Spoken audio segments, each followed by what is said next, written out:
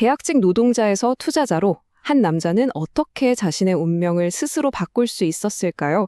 오늘은 차오준 작가의 개인적인 경험을 통해서요, 돈과 일, 그리고 이 불안정한 세상에서 어떻게 진짜 안정을 찾을 수 있는지, 바로 그 투자의 힘에 대해 한번 깊이 들어가 보겠습니다. 자, 시작부터 조금은 불편할 수도 있는 질문을 하나 던져볼게요. 당신은 자산입니까? 아니면 비용입니까? 이 질문이야말로 오늘 이야기의 주인공인 차오준 작가가 온몸으로 부딪혔던 아주 핵심적인 화두입니다. 이야기는요, 오늘날 많은 직장인들이 느끼는 그 냉혹한 현실에서부터 출발합니다. 바로 나는 언제든 대체될 수 있다는 그 불안감 말이죠. 이게 바로 고학력 전문 계약직으로 일하던 저자가 뼛속까지 느꼈던 현실이었어요. 회사 입장에서 보면 나는 함께 키워나가야 할 자산이 아니라 어떻게든 관리하고 줄여야만 하는 비용에 불과했던 거죠. 아니, 공학 박사면 뭐예요? 그런 스펙도 아무 소용이 없었습니다. 그의 신분은 늘 임시적이었고 매년 재계약 시즌이 돌아올 때마다 그야말로 살얼음판을 걷는 기분이었을 겁니다. 결국 그 불안감은 현실이 되고 맙니다.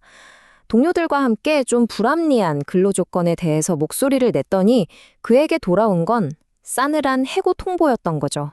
지금 화면에 보이는 이 이메일이 바로 그 증거입니다.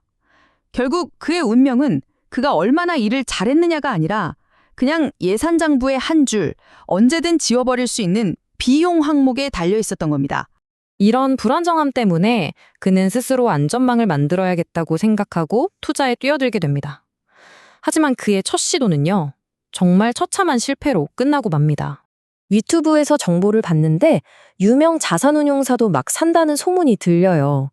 전형적인 포모, 즉 나만 뒤처지는 것 같은 불안감에 휩싸인 거죠. 결국 주가가 한창 폭등한 뒤에야 뛰어드는 추격 매수에 덫에 빠지고 만 겁니다. 말 그대로 이미 떠나버린 버스를 쫓아가는 위험한 행동이었죠. 근데 주가는 예상과 달리 그냥 곤두박질 치기 시작했어요. 여기서 그는 또 다른 함정에 빠집니다. 바로 확증 편향이라는 건데요.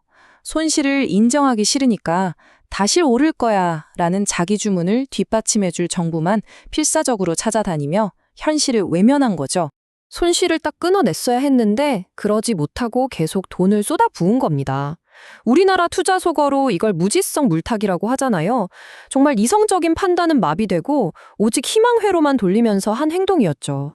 결과는 어땠을까요? 주식은 계속 폭락했고 회사는 결국 파산해서 상장 폐지.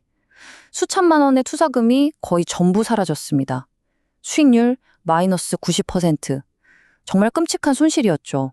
하지만 있잖아요. 때로는 이런 처참한 실패의 잿더미 속에서 가장 중요한 교훈을 배우기도 합니다. 저자는 투자의 진짜 본질이 뭔지 깨닫기 시작합니다. 그는 자신의 문제가 단순히 종목을 잘못 고른 게 아니었다는 걸 깨달았어요.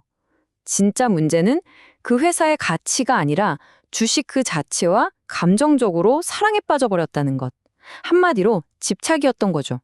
바로 이때 그는 전설적인 투자자 앙드레 코스톨라니의 아주 유명한 비유를 접하게 됩니다. 이 간단한 이야기가요, 시장의 혼돈을 바라보는 그의 관점을 완전히 뒤집어 놓습니다. 자, 이 화면을 한번 보세요. 기가 막힌 비유입니다. 기업의 진짜 가치는 꾸준히 앞으로 걸어가는 주인과 같아요. 반면에 주식의 가격은 주인의 목줄에 묶여서 정신없이 날뛰는 개와 같다는 겁니다. 개는 주인을 앞질러 달려가기도 하고 뒤처지기도 하지만 결국에는 반드시 주인의 곁으로 돌아오게 되어 있죠. 그러니까 핵심은 이거예요.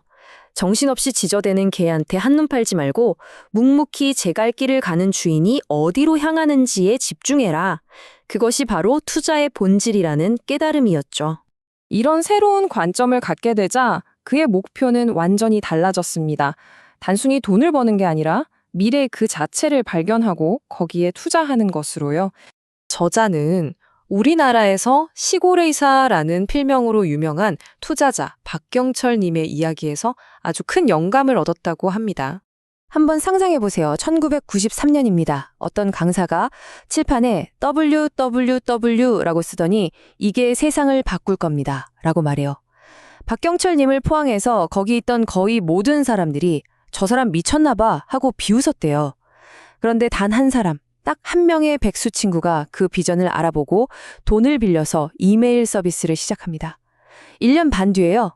그 회사는 사용자 250만 명을 모으며 닷컴 붐의 선구자가 되었습니다. 이 이야기가 뭘 보여주는지 명확하죠? 결국 역사는 다른 사람들 눈에는 보이지 않는 다음 시대의 거대한 물결, 그 새로운 오기불류를 발견하는 정말 극소수의 사람들에 의해 만들어진다는 겁니다. 자, 이제 모든 이야기가 처음으로 다시 돌아옵니다. 저자의 기나긴 여정은 아주 놀라운 깨달음으로 마무리됩니다. 그는 이렇게 말합니다. 결과적으로 나는 계약직이라 다행이었다. 아니, 이게 무슨 말일까요? 그는 깨달은 겁니다.